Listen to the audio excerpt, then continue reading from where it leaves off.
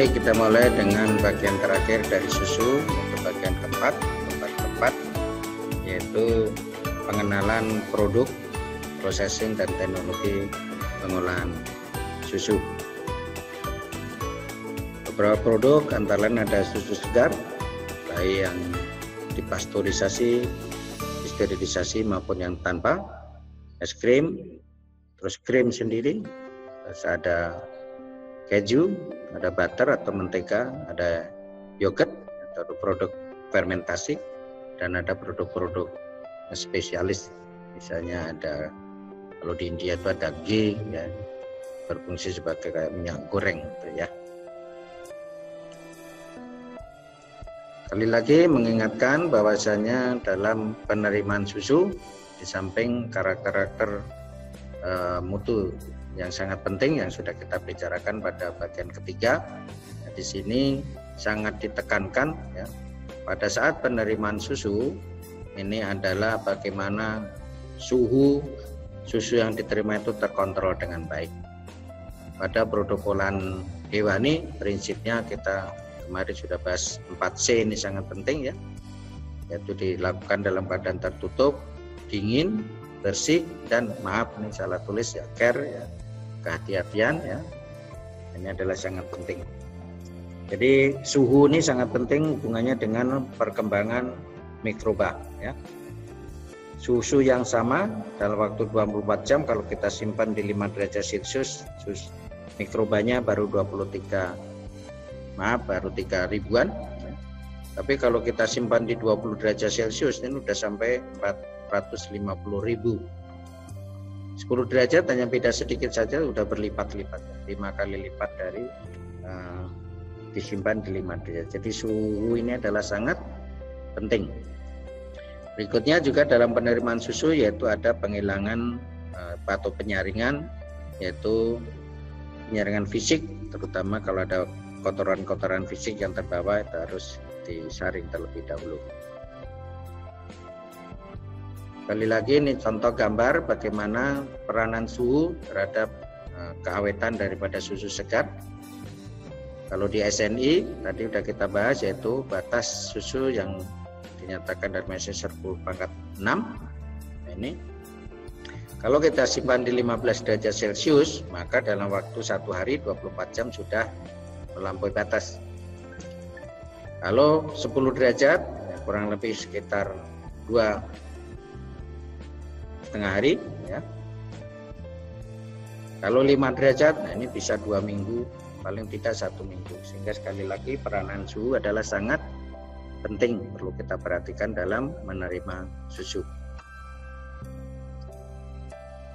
Setelah susu diterima biasanya dilakukan pemisahan krim dan skim dengan apa yang disebut dengan krim separator. Ini prinsipnya adalah dengan proses sentrifugasi, yaitu akan kita dapatkan krim yang kadar lemaknya kurang lebih 35-40%, di mana krim ini nanti akan kita gunakan untuk proses standarisasi kadar lemak dalam produk kita, baik susu cair maupun produk yang lain,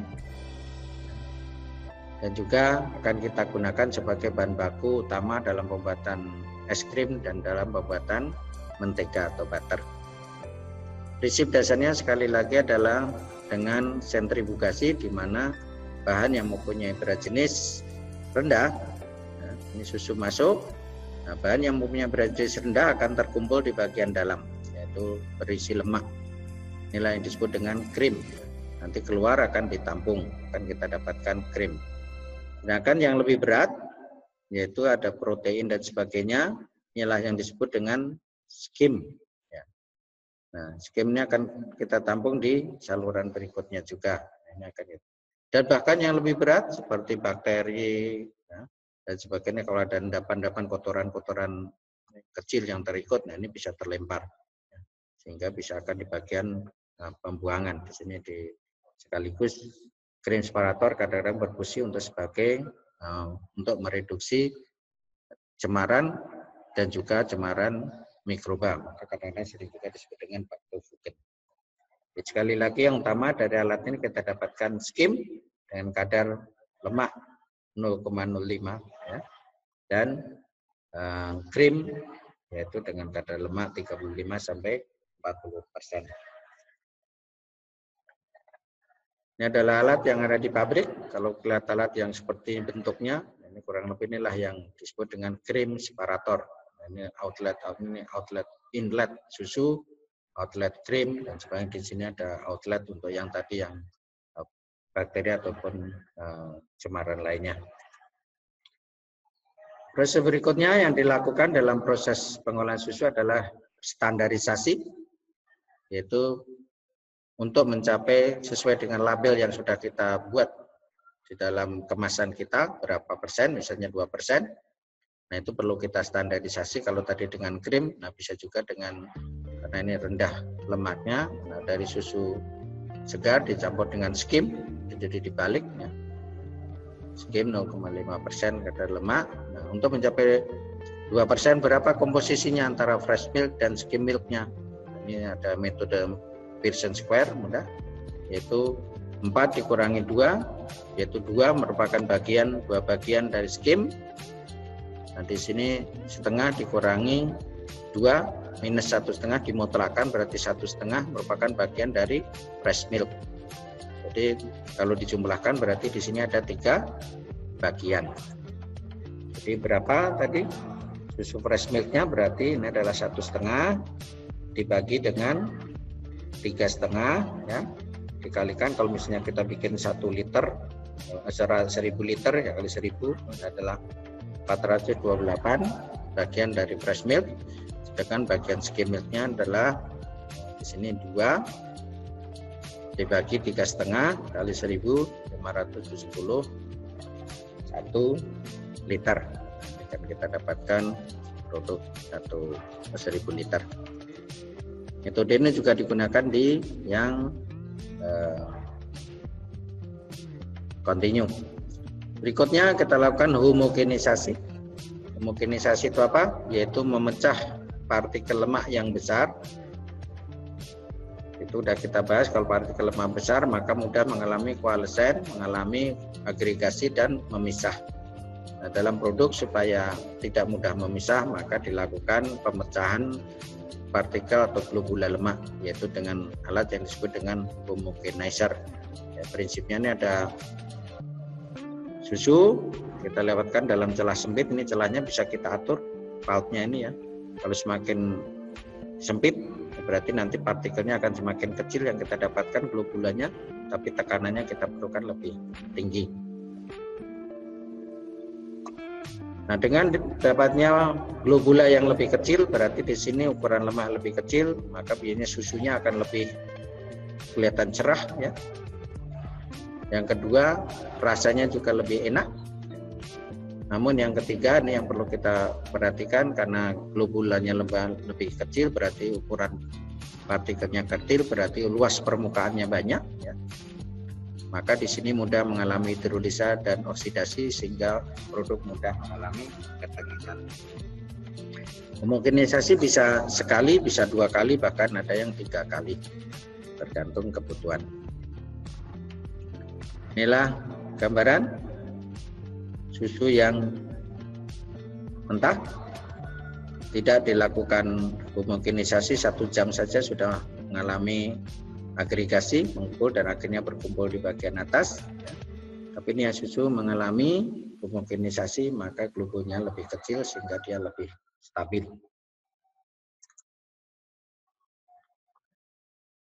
Berikutnya adalah produk susu yang mana adalah susu cair, baik yang dalam botol maupun dalam kemasan Tetra Pak ataupun dalam kemasan lainnya. Ada beberapa definisi. Ada susu utuh atau homogeneous milk, yang dihomogenisasi mau tidak dengan kadar lemak. Jadi faktor utamanya adalah kadar lemak, yaitu 3,25%. Reduced fat milk, 2% lemak. Low fat, 1% lemak. Fat free milk atau skim milk, yaitu 0,5% lemak. Ada lactose reduced milk, yaitu laktosanya dikurangi, yaitu dengan fermentasi ataupun dengan enzim biasanya. Ya. Nah, maka akan kita dapatkan beberapa produk susu segar. ya, ataupun susu pasteurisasi ataupun susu UHT. Catatan yaitu di sini semuanya itu kadar solid non fatnya atau SNF-nya tetap di atas 5,25%. Kecuali tentu saja yang lactose reduced milk. Berikutnya adalah susu pasteurisasi ataupun susu sterilisasi. Ya. Ini contoh pasteurisasi saja, ya. Itu proses ada pemanasan. Setelah proses pemanasan, maka dilakukan pendinginan, cold shocking. Nah, yang disebut proses sterilisasi ataupun pasteurisasi, yang penting kalau ada misalnya susu pasteurisasi 70 derajat Celcius 2 menit. Nah, ini yang 70 ini dipertahankan 2 menit, bukan dari awal sampai selesai 2 menit. Kadang-kadang sering terjadi salah persepsi, tapi yang 2 menit yang di sini dipertahankan ini 2 menit. Berikutnya setelah pemanasan maka dilakukan shock cooling, yaitu pendinginan dengan cepat. Supaya apa? Supaya satu mikroba termofiliknya tidak tumbuh. Karena kalau pendinginannya lambat, ya, maka berarti suhu di sini lambat gitu ya. Maka suhu pertumbuhan optimum mikroba tersebut lama sehingga mikroba tumbuh. Dan yang kedua, kalau lambat bisa terjadi overcooking. Jadi baunya hangus, warnanya jadi kuning dan sebagainya. Pasteurisasi bisa dengan cara batch, bisa juga dengan continue. Kalau di continue di industri biasa disebut dengan alat yang disebut dengan plate exchanger. Jadi ada plat-plat, satu plat dialirin dengan susu, satu plat dialiri dengan air panas. Begitu juga kalau pendinginan nanti tinggal diganti panasnya diganti dengan air dingin. Nah, indikator kecukupan pasteurisasi yaitu sekali lagi misalnya target kita pasteurisasi membunuh mikroba TBC dan Salmonella typhus, ya. Nah, kita biasanya tidak menganalisa 2 bakteri di kanan ini termasuk bakteri yang berbahaya dan analisanya cukup rumit, sulit. Maka kita gunakan indikator, yaitu misalnya enzim fosfatase yang lebih tahan sedikit dibandingkan dengan 2 bakteri ini. Sehingga dengan cara yang mudah susu ditetesin baper fosfat. Misalnya ini kalau terjadi analisa positif berarti fosfatnya masih ada, berarti belum di pasteurisasi. Tapi kalau fosfatasenya sudah tidak ada, maka sudah dilakukan pasteurisasi. Begitu juga kalau kita gunakan untuk yang suhu lebih tinggi, misalnya HTST, biasanya digunakan enzim peroksidase sebagai indikatornya, ya, jauh lebih aman lagi, ya. Kalau ini berarti sudah tidak ada, berarti susu tersebut sudah mengalami pemanasan yang cukup. Ini adalah beberapa definisi dalam pemanasan susu. Ada termission 15 menit, ada LT low temperature long time, biasanya 63-65 derajat Celcius 30 menit. Ada pasteurisasi HTST high temperature short time, yaitu 73 derajat Celcius 15-20 detik. Nah, ini efeknya sama, ya. Walaupun lamanya beda tapi efeknya sama, efek tingkat kematian mikrobanya. Ada sterilisasi, ada sterilisasi bedwise misalnya, ya, 115-121 15-20 menit, atau UHT ultra high temperature, yaitu suhunya sekitar 138 derajat Celcius sekitar 1-2 detik. Ini juga sama, efek kematian mikrobanya adalah sama. Nah, pada umumnya sekarang di industri banyak yang digunakan yang UHT. Apa beda antara susu pasteurisasi dan susu UHT? Ya betul, kalau di industri di supermarket gampang, kalau di kita disuruh nyimpannya atau disimpannya di showcase atau di chiller itu berarti pasteurisasi. Tapi kalau disimpan di ruang biasa, itu adalah yang susu sterilisasi, susu UHT. Berikutnya adalah susu kondensasi atau susu kental, baik yang manis maupun yang tidak manis. Prinsipnya adalah mengurangi air ke level tertentu, ya. di mana kita tahu pada kondisi 1 atmosfer titik air itu adalah 100 derajat Celcius. Tapi kalau susu kita panaskan pada 100 derajat Celcius, maka susu akan mengalami beberapa hal yang tidak diinginkan, antara lain menjadi hangus, menjadi bau gosong, terkoagulasi, terusan juga yang sangat penting yaitu terbentuknya kristal laktosa. Karena susu dipanaskan di atas 93,5 derajat Celcius akan mengalami kristalisasi laktosa. Nah, kalau kristalnya cukup besar, lebih dari 30 mikron, maka akan terasa masir, sandines. Jadi kita kalau ngoleskan susu kental ada kerasa kayak ada pasirnya, itu berarti adanya kristal laktosa. Oleh sebab itu di industri itu harus dihindari. Cara menghindarinya gimana? Yaitu kita menguapkan air dengan menurunkan tekanan. Ya, misalnya, yaitu di industri yang banyak dilakukan, tekanan dengan vakum, namanya alatnya evaporator, atau vakum evaporator, pada 0,1 atmosfer, pada suhu sekitar 50 derajat Celcius misalnya. Maka air sudah menguap, tetapi perubahan-perubahan yang tidak kita inginkan tidak terjadi. Maka kita dapatkanlah susu kental. Itu sebagai aspek pengawetan agar AW-nya menjadi turun. Berikutnya susu bubuk. Susu bubuk ini adalah ini karakter-karakternya, ya. Ada yang whole milk, lemaknya, ya, ini proteinnya. Nah, memang airnya dikurangi dari 90% atau 87% ke 2,5%, sehingga total padatannya jadi besar, ya. Ada skim milk, ini adalah proteinnya tinggi. Ada whey, kalau whey yang tinggi adalah berarti di sini proteinnya, ya. Dan juga ada sweet cream filter milk, ini adalah dari limbah pengolahan mentega. Cara yaitu dikeringkan, cara pengeringannya bermacam-macam, ada bisa dengan oven biasa, dengan drum drying, dan tapi yang banyak sekarang di industri menggunakan apa yang disebut dengan spray drying. Yaitu prinsipnya susu dipompa dengan tekanan tinggi sehingga dia melalui nozzle atau celah yang sempit, dia akan membuat semprotan, ya, atau kabut, ya, sehingga luas permukaannya tinggi dan ada udara yang dimasukkan dalam ruangan tersebut, ya, udara panas, ya, biasanya 190 derajat Celcius kurang lebih, sehingga akan bertemu sesaat dan menyebabkan airnya menguap, ya, dan akan kita dapatkan powder.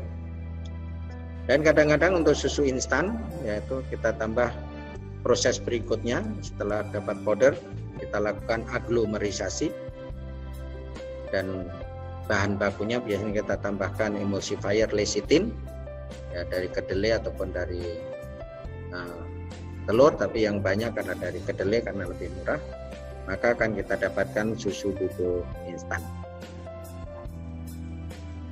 Berikutnya adalah keju. Ini beberapa contoh tipe keju, yaitu ini ada fresh cheese, keju segar, contohnya ricotta. Ini keju ini ya kayak keju segar ini ya kayak tahu segar saja. Ada Roquefort cheese, ada camembert, ini cirinya ada miseliumnya. Terus ada Emmentaler Swiss cheese, cirinya ada lubang-lubangnya. Itu biasanya di dalam pembuatannya ditambahkan yeast sehingga membentuk CO2 dari fermentasi laktosanya. Ada Bray, dan yang terkenal di Belanda misalnya ada Gouda. Yang di merahnya tadi dibungkus dengan lilin. Ini proses utamanya. Kurang lebih industri susu hampir selalu mirip, hanya yang khas nanti ada di mana, ya. Susu dipasteurisasi atau dipanaskan, preheating, standarisasi, ya, kadar lemaknya. Nah, setelah itu proses utama di sini adalah kita lakukan koagulasi, yaitu susu kita gumpalkan dengan apa? Yaitu Kita masih ingat ya, bahwasanya di susu ada protein kasein dengan sifat dasar apa? Ingat ada 3 sifat dasar yang menonjol. Ya betul. 1 yaitu sensitif terhadap enzim protease. Yang kedua sensitif terhadap kalsium. Yang ketiga sensitif terhadap perubahan pH. Nah, dalam pembuatan keju ini yang utama penggumpalan dengan enzim, tapi kadang-kadang 2 sifat lainnya ditambahkan juga, yaitu tambah kalsium klorid 0,2% misalnya, ditambah juga asam. Ya. Ditambahkan juga di sini yang membuat khas dari masing-masing keju nanti adalah kalau ada mikroba yang ditambahkan. Misalnya ada malt, kalau Emmentaler tadi tambahkan yeast misalnya.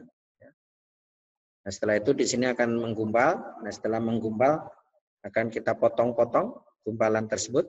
Biasanya besarnya antara setengah senti sampai 1 cm kubik ya masing-masing. Nah, inilah potongan-potongannya. Nah, setelah itu kita cetak. Nah, setelah kita cetak, maka kita aging atau fermentasi atau ripening. Nah, ini masing-masing keju berbeda-beda. Kalau kayak Gouda misalnya sebulan, tapi kalau Emmentaler bisa 6 bulan atau bahkan lebih. Kalau fresh cheese, ricotta tadi tidak perlu di aging. Dan ini adalah gambaran umumnya, yaitu susu ditambah enzim, misalnya rennet. Rennet ini dari abu masum anak sapi. Maka keju termasuk yang kritis karena ditambahkan abu masum anak sapi, rennetnya. Nah, berarti penyembeliannya bagaimana dari segi halalnya. Setelah itu kita dapatkan gumpalan. Nah, dari gumpalan ini kita potong. Ya, kita potong. Setelah itu kita bentuk. Nah, setelah kita bentuk, kita aging. Maka akan kita dapatkan berbagai jenis keju tergantung tadi dari misalnya mikroba yang kita tambahkan ataupun aditif yang kita tambahkan.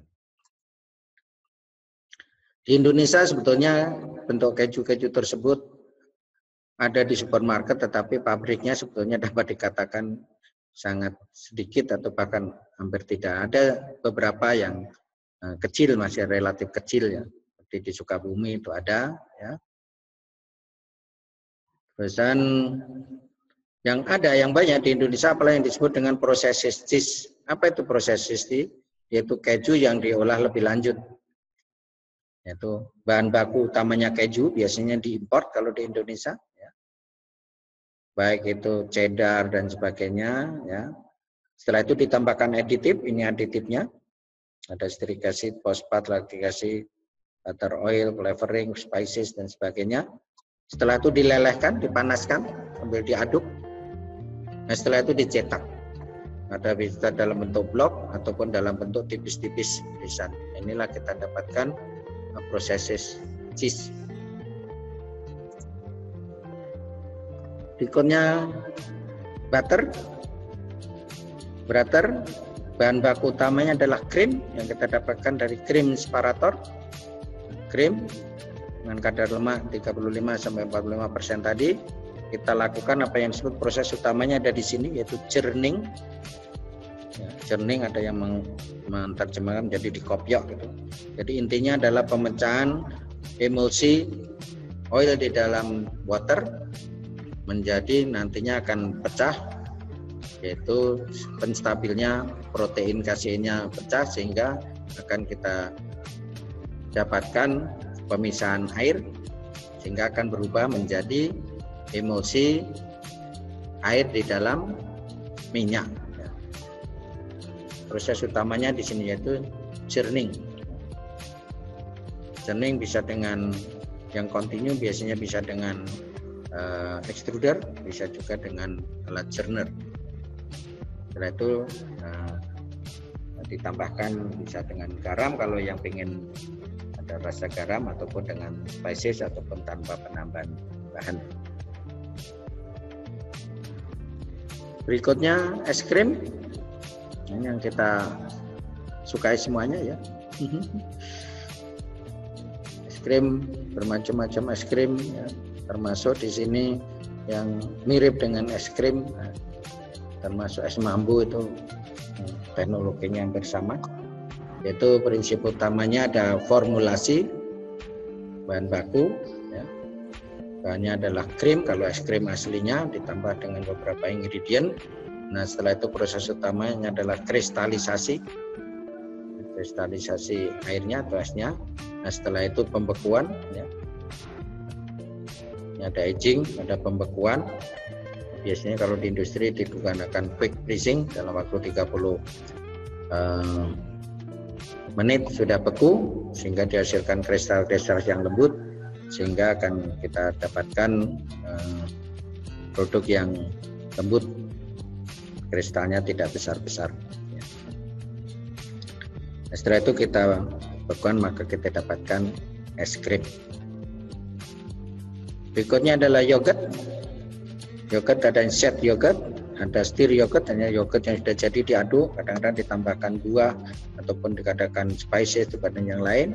Ada drinking yogurt, yaitu dari yogurt ditambah air lagi 3-4 kali dari jumlah yogurtnya, atau bahkan 5 kali diaduk, atau kalau di industri dihomogenisasi. Nah, setelah itu kita dapatkan drinking yogurt yang terkenal. Ada juga nanti kalau Yakult, ya, saya nggak tahu ya bahasanya apa tuh ya. Itu biasanya ditambah air lagi kurang lebih 6 kali. Setelah itu dihomogenisasi sehingga bisa teksturnya jadi lembut. Ya. Ada frozen yogurt, ada Greek yogurt. Ini seperti yogurt biasa, cuma dilakukan katakanlah penghilangan W-nya sehingga menjadi lebih padat. Terus ada flavorated yogurt yang ditambahkan dengan cita rasa baik yang natural maupun yang artifisial. Prinsip utamanya adalah fermentasi dengan bakteri baik, yaitu starter kultur yang utamanya biasanya adalah Streptococcus dan Lactobacillus. Ini variasinya banyak. Ada Bulgaricus, ada KCI dan sebagainya ya. Nah, ini adalah bakteri baiknya. Kita fermentasi dengan bakteri baik, diberi starter kultur. Bentuk-bentuk starter kulturnya ada yang cair, ada yang kering, ada juga yang kayak solid. Bisa juga dari yang kalau mudah bikin di rumah, bisa dari yogurt yang sudah jadi. Nah, kita gunakan sebagai starter kulturnya. Nah, setelah itu akan terjadi proses fermentasi sehingga laktosa akan dirubah menjadi asam laktat, sehingga pH-nya akan turun ke isoelektrik, itu sekitar 42 sampai 4,4. Ya, isoelektrik susu dimulai dari 5,2 bawah, sehingga akan terjadi koagulasi susu. Maka terjadilah padatan yang kita sebut yogurt. Diinkubasi suhunya bisa 32 sampai 42. Tergantung mau berapa cepat. Kalau suhu 42 biasanya hanya 6 jam. Kalau 32 biasanya 12 jam. Nah, itu biasanya variasi-variasinya, dan mutu dari yogurt sangat ditentukan juga dari proses fermentasinya ini. Nah, beberapa bahan bisa ditambahkan, antara lain bisa gula, pewarna, dan juga bisa ditambahkan buah-buahan dan sebagainya. Ini proses yang utama, ini hanya sebagai contoh ya. Tidak selalu seperti ini ya, tapi terutama parameter-parameter prosesnya, suhu dan sebagainya ini, waktu, nah ini bisa bervariasi ya, terutama sekali lagi di sini, yaitu inkubasinya. Tidak selalu adalah inokalisanya. Setelah itu pemberhentian daripada proses fermentasi dilakukan dengan pendinginan. Biasanya kalau kita dinginkan di suhu chiller, yaitu 5 derajat ke bawah, itu mikrobanya sudah tidak terlalu aktif ya. Lactobacillus sebetulnya masih bisa tumbuh tapi jadi lambat sekali, sehingga proses fermentasinya bisa seperti dihentikan. Tapi tidak dibunuh ya. Kalau dibunuh sayang, nanti tidak bermanfaat di usus kita. Ini adalah bagaimana bakteri baik tadi golongan Lactobacillus dan sebagainya tadi bermanfaat bagi kesehatan kita, terutama yaitu satu, membantu memecah makromolekul, molekul-molekul yang besar, jadi molekul kalsium sehingga membantu pencernaan lebih baik. Yang kedua yaitu di sini membantu terbentuknya atau produksi daripada vitamin-vitamin tertentu di dalam usus kita dari luar, vitamin K dan sebagainya.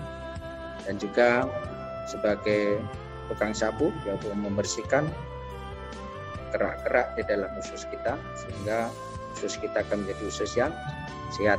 Dan sangat penting yaitu kalau bakteri baiknya banyak, berarti dia bisa berkompetisi melawan bakteri yang jahat lebih baik, sehingga dapat membantu menjaga kesehatan kita. Nah, demikian, ini adalah sesi keempat ya, susu part keempat, bagian terakhir. Nah, jangan lupa nanti adalah melihat videonya. Ada video pembuatan yogurt, video pembuatan keju, buatan mentega dan sebagainya. Nah, itu ada di part 6, part 7. Terima kasih atas perhatiannya. Ya, sekali lagi semangat ya, tetap semangat belajar di rumah ya. Kita niatkan untuk ibadah ya. Terima kasih. Kata Rasulullah SAW, orang yang tidak mau berterima kasih kepada orang lain itu berarti tidak mempunyai rasa syukur kepada Allah Subhanahu wa taala. Saya berterima kasih kepada teman-teman atas segala perhatian dan mudah-mudahan jadi ilmu yang bermanfaat. Demikian kita akhiri kuliah susu ini. Subhanallah wa bihamdika asyhadu an la ilaha illa anta astaghfiruka wa atubu ilaik. Assalamualaikum warahmatullahi wabarakatuh.